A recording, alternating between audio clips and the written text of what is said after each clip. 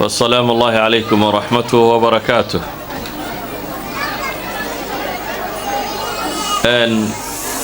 موضوعا كصابسيسن qaabka ama wadooyinka loo dhameeyo muranka waxaan isleeyahay waa mawduucda Soomaaliya ay ugu baahi badan tahay walidalik ayaan jeclay inaan in badan ku celceliyo waxaynu ogsoonnahay ummadda Soomaaliyeed inay burburtay waxa ka burburayna dawladnimo maaha ee waxa burburay dadnimadoodii dawladdu waa institutions kooban oo markasta la dhisi karo laakiin Soomaali waxa burburay dhaqan iyo hidde iyo dadnimo iyo walaaltinimo iyo waxay wadaagayeen oo tiro badan baa baaba'ay wixii ka dhashayna wuxuu noqday bulshada dhammaanteed inay sugnaato ama fi'aadka kooxaha bulshada oo dhami koox nabad gashay aanay jirin hadday siyaasiyiin tahay hadday odayaal tahay hadday culamo tahay hadday qabaa'il tahay hadday deegaano tahay cid walba way isu qabatay waxay keensatay Soomaaligu xataa eraygii Soomaaliga la odhan jiray inuu luqadka qaarkood macna ku soo kordhiyay luqada Carabeed imka hadday yiraahdaan sawmalatil qadiya waa tacbiir cusub oo naxtiyo laga qoray erayga Soomaalinimo qadiyadu way Soomaaliyowday hadii la yiraahdo yaani wax weeyaan waa waxaan xal lahayn dadku ilaa gun ilaa cidib u saystaa weeyaan oo waa la xalili kari laayay idan ilaa xad aynu noqono luqa bini aadamku uu adeegsaday ramsi lagu tilmaamo muranka iyo khilaafka iyo dadka isa sudnaantiisa bay gaadhay markasta oo Soomaaliya isu tagtana waxay ka fakaraan dawladnimo inay sameeyaan dhowr iyo 10 dawladood bay dhiseen waa duntaa laakiin wali bayskii umadu uu dunsan yahay su'aasha isweydiinta leh waxay tahay Soomaaligu dadka miyuu ka dhib badan yahay qofkan Soomaaliga ah miyuu ka mushkilad badan yahay miyuu ka dhib badan yahay umamka kale waxaan rumaysnay Soomaaligu inuu umam badan oo dunida jira ka dhib yar yahay inuu ka dhib badan yahay ma rumaysni ayo umamka waxa la yiraahdo waxay isu keenaan inay midoobaan siyaasiyiintu waxay ka waramaan waxa la yiraahdo sideeba bulshada looga dhigi kara homogeneous group dad isku midab oo isku nooc oo isku afkaar oo isku uquula waa waxay u dhisan tahay wasaaradda waxbarashada iyo wasaaratul i'laam inta ugu badan shaqo kale ma qabato wasaaradda waxbarashada waxay samaysaa waa meesha dheriga lagu kariyo in dhasha iyo da'yarta soo socota isku si u fakari karto wasaaratul i'laamna waa meesha ra'yiga ummadda lagu bisleeyo wixii la rabo lagu kariyo ilaa inta ay ka bislaanayso ummadda Soomaaliyeed marka la eego afka waa iskaga mid dhaqanka waa iskaga mid diinta waa iskaga mid midabka waa iskaga mid yani almost sidooday homogeneous group ku yihiin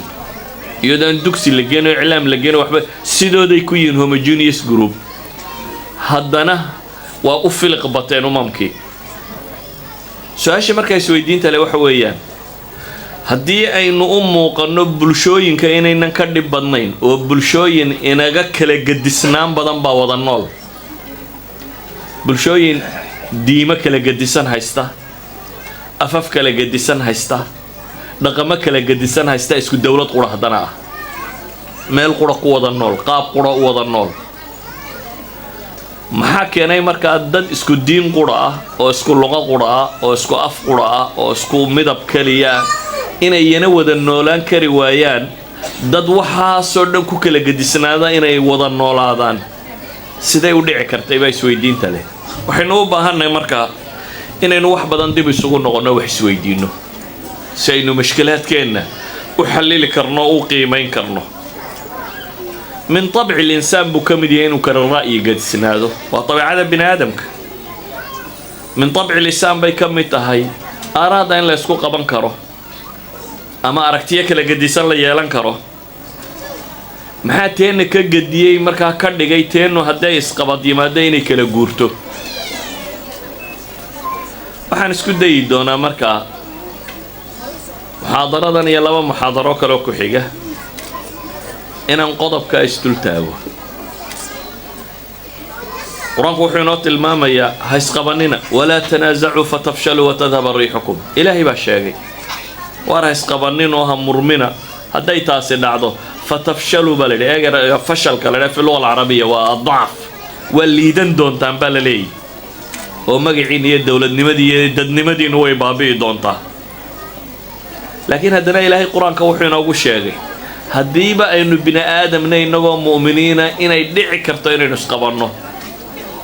oo maxaa xala markaa ilaahay wuxuu inoo tilmaamay wadada xal ku jira markaa fa in tanaazactum ba ilaahay fi shay waxaynu markaa u baahanay waxa weeyaan inaynu isweydiino dadka kama muran badnin oo kama dhib badnin oo kama khilaaf badnin maxaa hadaa mushkiladeenu xalilmi weydi waxaan leenahay bini aadamku wuxuu gartay wadada loo maro in la heshiiyo shariicada islaamigana waxay inoo sheegaysaa wadada loo maro in la heshiiyo labada qayboodbana taa bini aadamku aqligiisa uu ku gartay uu ku raadceeyay iyo tasharcigu sheegaya furuucda mooyaane usuusha waa iskaga mid guud ahaan waa isku mid saddex dariiq baa jiro bini aadamku mushkilaadkiisa u xalilo saddexdaa dariiq dad aan diin haysani way isku dayeen inay maraan anay ku guuleysteen diintuna saddexda qodobba way tilmaamaysaa waxaan isku dayayaa markaa saddexda qodob inaan maalinba hal qodob soo bandhigo qodobka koowaad ee mushkilaadka bini aadamka lagu xalilaa waa waxa loo yaqaano alcaf ama gaalada yidhahaan forgiveness waa reconciliation methods kay maraan qaabka bini aadamku murankiisa uu u hagaajiyo waxa kow ka aba yidhaahdeen wadada loo yaqaano alcaf in la iscafiyo macnaheedu waxa weeyaan in cuud dadka cid ka mid ah aqbasho xuquuqdiisa oo dhan inuu ka tanaasulo liajli maslaxada sare in la helo qofku markuu xaqiisa oo dhan ka tanaasulayo wuxuu uga tanaasulayaa waa maxay maslaxa ka weyn oo isna uu qayb ka yahay in la helo مسألة مركز ساقادنا أحد العلماء بوحة المامية معجم المفهرس لألفاظ القرآن كتاب كان كور رمية ديكشنيري كان شيء رياض القرآن كقصار وكتاب عالم مسلم وقري المعجم المفهرس لألفاظ القرآن ليلاده وحساء رورين يا أبوي أفرتني يا أفر آيضاد أو كصاب سيسن مسألة العفو ساشا ندي ويديني يا وحيت هاي iscafiya in ilaahay inagu yidhaahdo mar way inagu filay socayka maaha maxaa keenay inay 44 goor quraanka ku soo aroorto 44 aayadood inay ka waramaan iscafiya qiyaas hal aayad baa ku filay in la inoogu sheego waxaan inuu wax muhiim ah oo nolosha ka mid yahay laakiin ilaahay subxaanahu wa ta'aala quraanka wuxuu ku soo arooriyay 44 aayadood oo mas'aladaasi ka waramaysa taa macnaheedu waxa weeyaan waxa ay tilmaamaysaa wasniga ama miisaanka qadiyadan ay ku leedahay sharciga islaamiga ilaahay agtii miisaanka ay ka leedahay aayaadkaasi wax ka mid ah baan guud ahaan tilmaami doonaa waxa ka mid ah ilaahay wuxuu leeyahay wajazaa'u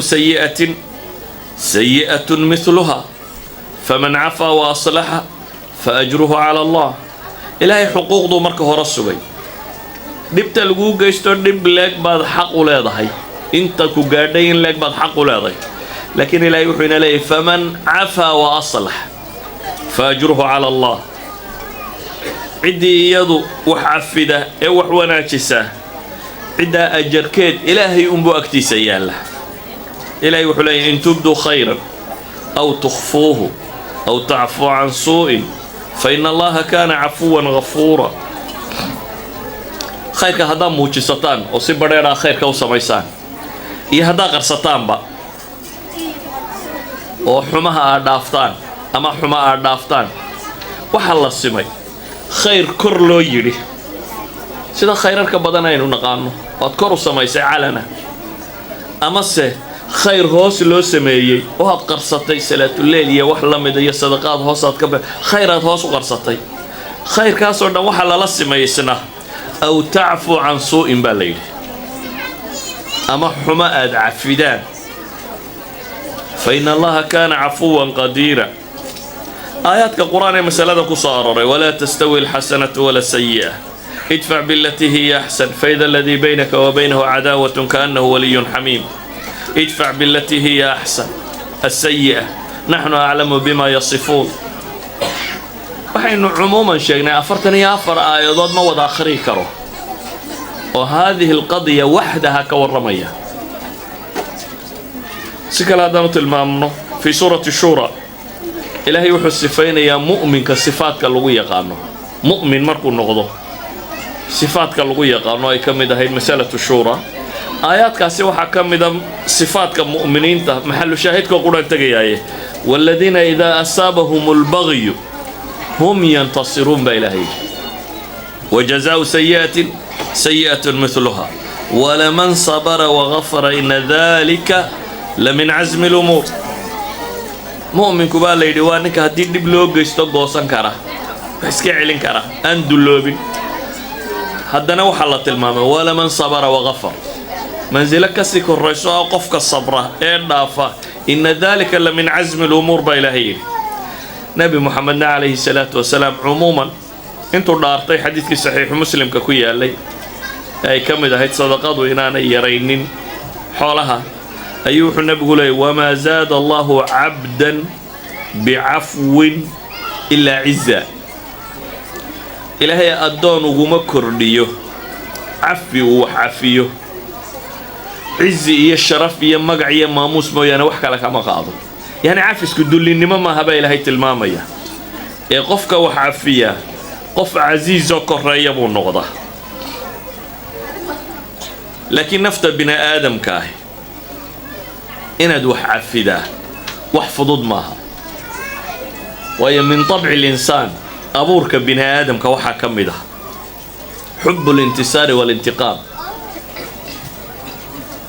إنسانك طبيعتها إلهي كو أبوري وحا كمده إنو تشعلي هي إنو قوليسته وعدة إسقطان بوكا قعان سرية ومن طبع الإنسان. إنسانكو ما تشعلين لغا قعان سرية أما لغا قوليسته لكن عفوك معنيه سوى حويان مسألة دا سيكولوجيكالي نفتادو أي رميسان تهي إناد ككور نغطو عقلك وككور رأيه وأديك سنكرتو iyadoo طبع الإنسان yahay inuu guusha jecel yahay ama argudashada uu jecel yahay waxay naftu jecelayd inaad ka kormarto aqliga adeegsatid oo maxay ah inaad wax afwidid waxay dhadaan marka mas'alatu al-afwi wal aqwiya ma aha mas'ala dhacf ka waramaysa liidashay iyo qof inta laga tabarbadiyoon waa iska cafiyay taagan maaha waa mas'ala tilmaamaysa bay leeyeen qof naftiisa xakamayn kara waa mas'ala marka tilmaamaysa qof koreeya oo aqliga in badan adeegsanaya وأودي كره حقوق دي سينو كتنازله عن ذلنا وكتنازل لكن عن عفو يسقوا حافين يوم كتنازلي.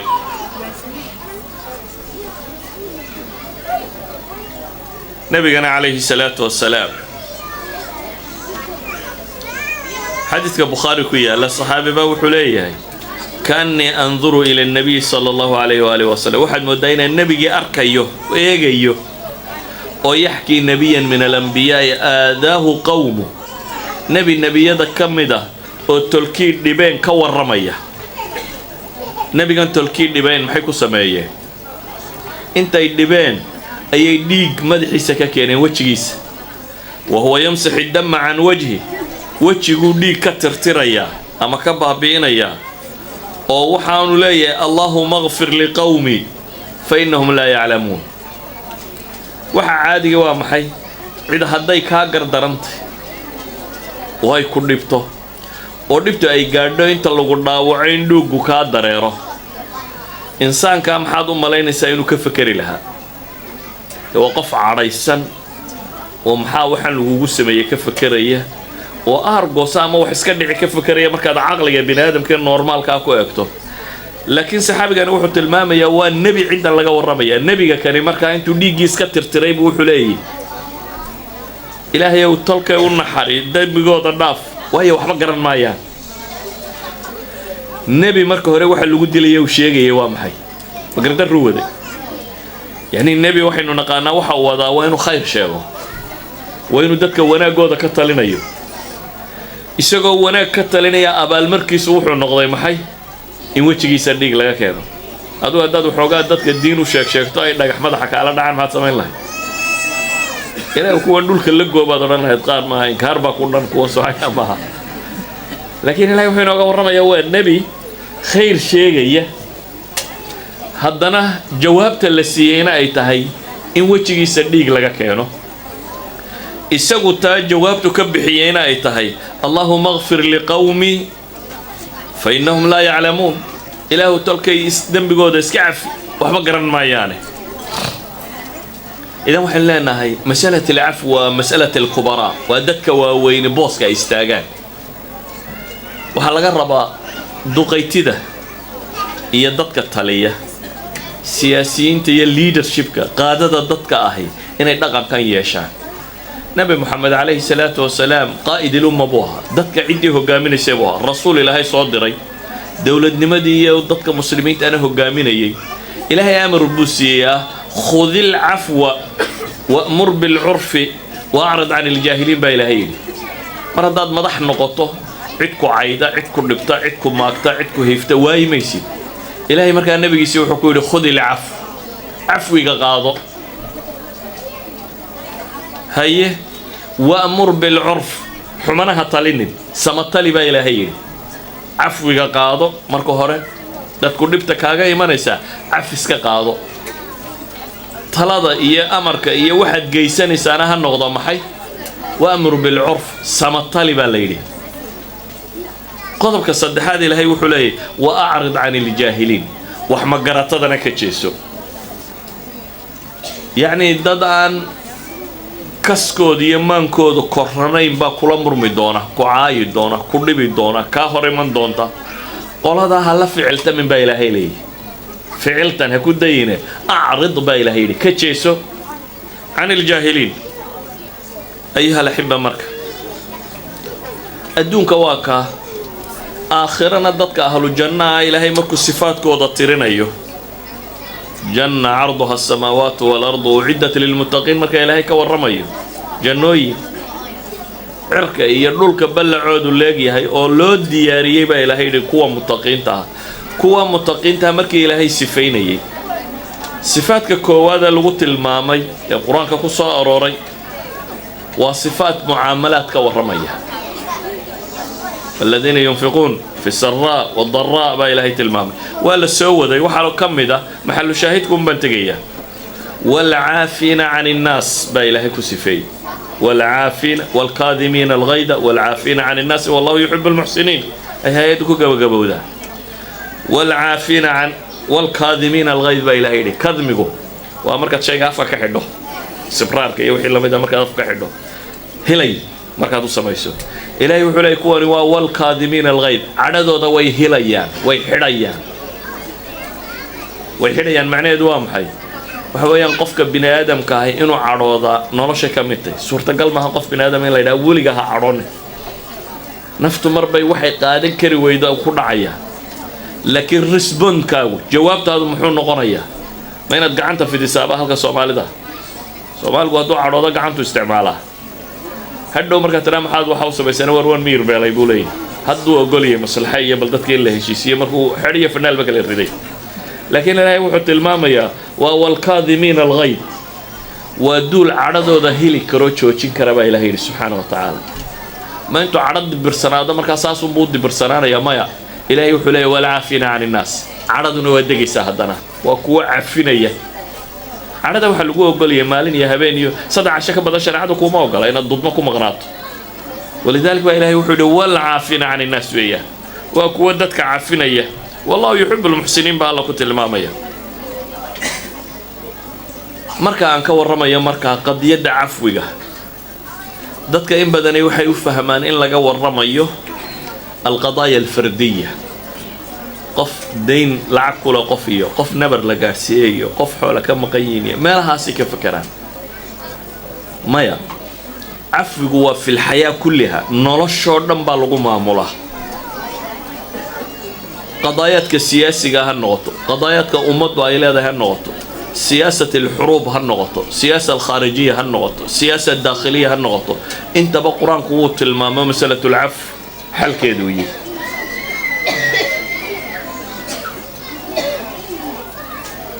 وحين الشيخني ضدك مدح ذا إلهي نوط الماما يخذ العفو وأمر بالعرف وأعرض عن الجاهلين النبي سيوكويد عليه الصلاة والسلام ليدرشيب كومد ضدك هيا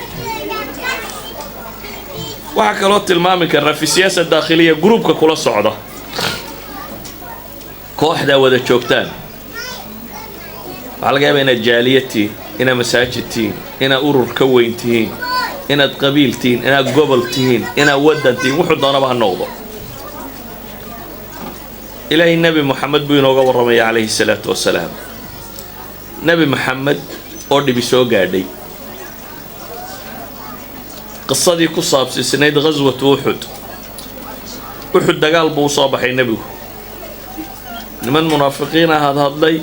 عيدا كيسة دحميلو دو ميل بي شبصده تضوى بقل بوصا هري نبيه كن نبوة تيسة دح بقل بحري تضوى دي بقل الصا هري أيو قلب بور ساري وحولي مر نبه كسو دقينا وحك الصا أركتان دقال كيباب بلا مي قال دي بالسيد شبيي nimankii buurta saaraa waxay yidhaahdeen warde nebigu muraadku lahaa waxay ahayduun dee meesha ayaan laga imanayna gaala jabtayba imaka warma hadhine aan xoolaha wax ka qaadanayna dhaadhiciya bay yidhaahdeen intoodii badnayd baa soo dhaadhacday khaalid bin waliid iyo koox ka midaba waxay aragtay booskaasi inuu bannaan yahay dabeetana xagga dambu ka soo maro muslimiintii baa dib loo jebiyey jabkii muslimiinta dambe wuxuu gaadhay in firdadkii raggii markuu jabay qaar orodkii madiina ku galeenba goobtaba ka tageen qaarna iskaba fadhiisteen oo dagaalkaba ka baxeen nebi maxamedna laguba yidhi wuu dhintay isna waa la dilay guul sare bay gaaladii yeelatay gacanta sare yeesheen mar dambaa nebiga iyo koox yaro ku soo hadhay insixaab inay bal meesha ka baxaan oo meel buura u baxaan نبي محمد بورتي لو بحي وكري كري واي عليه الصلاة والسلام ولما التاريخ واحد شاقا صحابي بقى وفرستين ويسكت أقوى ماشي لكرسي حتى واحد لينا هذا الصلاة دي فردقوا كنتو كذا وكعي كري واي الكهن هو سقار بلا تشبي برتي مدح وجرتين لما نضي كاقا الشيء ويتشكي سديق بلا كان ما كانوا سي كاسي نحب حيو صحابة دي لسعوتي تضبا أنصاري بيدا وريا إنك نحن يوم مدمد وقبح تضبا كولا جنسي نبي جاي لالنتيسي وحسوا قارين نبقى دكتور بدل للمسلمين قائد كاسي سيدا لقربا مركا ينو ضدك معموله نينك قائد كي أركيا منافقين يعيدن كيسي برشب سطي كوي أمر كيسيين ماشي كسور دعين دقال كي مركو حمادين رجينا يتولي يوم الزحف سميانو بحصدين قارن دقال كيسكفر مشكلة داس انت عليك بعد عضي إلهي بالقرآن سعود تشيو النبي محمد الله الله يوحى ليلي فبما رحمة من الله لنت له إلهي إن حريص حقتي سكت بالدرادد أياد لنت لهم بإلهي أياد قد بعسنات ولو كنت فظا غليظ القلب لانفضوا من حولك هداد قف أضدق أو قلقلفسن أو قلبي إنجاجا هان لهي وكاي يا إلهي بإلهي maxay samee baa la yidhi markaa nabiga calayhi salaatu wasalaam soo ciidankiisiiyo wixiisii u wato ilaahay wuxuu ku yidhi facfu canhum wastakfir lahum washaawirhum fi lamr dadkan cafi baa la yidhi ku ciidanka ha jabsaday ku meeshii ka soo kacay ku cararay waxaan oo dhan cafi baa ilaahay yidhi subxaana wa tacaala kow oo wastakfir lahum wixii dambi ka dhacayna waa dambaabeen ilaahina dambi dhaaf waliba u weydiin inta kadibna taladay kula leeyihiin baa ilaahay leeyahay washaawirhum fil amr arrinta taladana wax ka siiba ilaahay leeyahay inaga haddii dadku xumaadaana group baa waxay dhahaa war dadku waa khayr beelayaale bal inagu aan u shiro oo maartay inteenan yari aan dadka khayrka ku afduubno maya dadka lama afduubo ilaahay wuxuu leeyahay waliba taladay kula leeyihiin washaawirhum fil amr waxaan uga jeedaa marka aayadani waxay tilmaamaysaa في السياسة الداخلية ومدى إن لما ملؤ الله وضو والله يسوك أنا قدها بربورين قائدك يليدر شبك وحيابك وهذا لقربا وحوينا نقض قف عفو بدن سيء وذكره ومدى وهو قامين أيه أما في السياسة الخارجية مركا اعتماده هذا يا عدوة نبي محمد يسهيه عليه الصلاة والسلام قالوا صحيح ما مشركين إلهي أن رمي السنين عد كله مشرك يليه وقال لماذا يقول نيرت هاي علادي ونبي محمد كساري محي دول كيو دقنا ودي بدلو جيستي لما قصاني أنا يدين تلمامي نبي محمد مكة مركو أركينا وحبل لدقي سنين وكبها فيشري بالعد كلوح كادقي ستوت مقالة طائف ليلة هدو تري طائفنا نقح بالك قصو صار دي بلسو عيمدي بلسو شيد بلسو شيد يعني بلسو توريي كدي بكيم نبي محمد عليه الصلاة والسلام حديث كبخاري وحاوة المامية إنه صار دقاقي isagoo mahmuum ah warwarsan oo nabigu wuxuu leeyahay lama fiq maan baraarugin buu nabigu leeyahay yani sidoo mahmuumka u ahaa maan baraarugin ilaa yaanigoo maraya maxay qarni thaalib mooyaan qarni thaalib waa meel in badan ka baxsan Taif yani wixii lagu sameeyay Makka wuxuu kaga soo baxay iyo qoladana waxay kaga hortimi iyo say nolosha cidhiidhiga ugu galiyeen isagoo khayr sheegayay wuxuu socday isagoo waxba kala garanaynin socda mahmuum ah warwaraya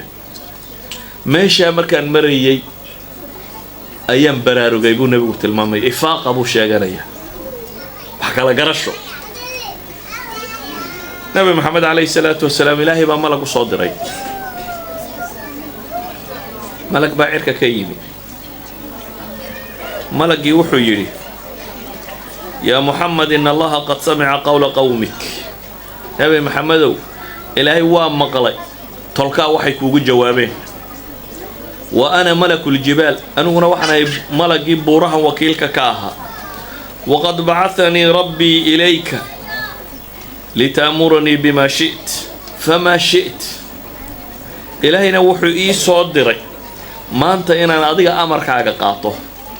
ملك با إلهي صدري نبي محمد ليلي ما أنت أمر كيسات فولينيسا هداد ربط بولي بورها الله بدا بورو ده مكة هريرا كحيقة مكة مقالة يربا هيدواغا مكة بورو تربا داني مركا الله بورو ده قولي نحدو ده كتالي مقالة يرو الله بورو هريرا كحيقتو هداد ربط بولي مكة الله بدا بورو ده هريرا كحيقة بان قوي دوشان كساري غير مكة واترتريا فما شئت ما حد ربط عضو هالضبط إنه محين يالي لهي ما دوما لينس